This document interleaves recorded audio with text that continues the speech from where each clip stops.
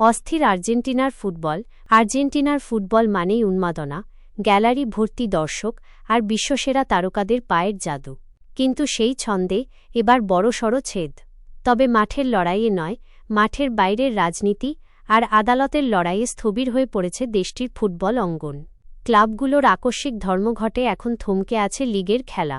Argentine football লিগের নবম রাউন্ডের সব ম্যাচ স্থগিত করা হয়েছে। হঠাৎ কেন এই সিদ্ধান্ত? এর পেছনে বড় কারণ ফুটবল ফেডারেশনের এএফএ সভাপতি ক্লদিও তাপিয়া। মূলত তার প্রতি সংহতি জানাতেই লীগ কর্তৃপক্ষ এই নাটকীয় ধর্মঘটের ডাক দিয়েছে। বেশ কিছুদিন ধরেই কর ফাঁকির অভিযোগে বিদ্ধ হয়ে আছেন এএফএ প্রধান। পরিস্থিতি এমন পর্যায়ে পৌঁছায় যে আদালত তার দেশ ত্যাগের ওপর নিষেধাজ্ঞা জারি করেছিলেন। যদিও পরবর্তীতে সেই নিষেধাজ্ঞা তুলে নেওয়া হয়, কিন্তু পুরো ঘটনায় তীব্র ক্ষোভ ছড়িয়ে পড়ে ফুটবল মহলে।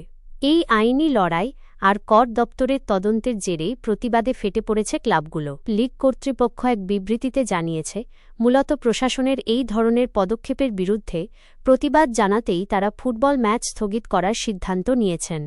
গ্যালারিতে যেখানে মেসিদের পোস্টার থাকার কথা, সেখানে এখন বিরাজ করছে এক থমথমে নীরবতা। আদালতের এজলাস আর কর দপ্তরের ফাইলের চাপে আপাতত মাঠের ফুটবল গোলপোস্টের ঠিকানা খুঁজে পাচ্ছে না।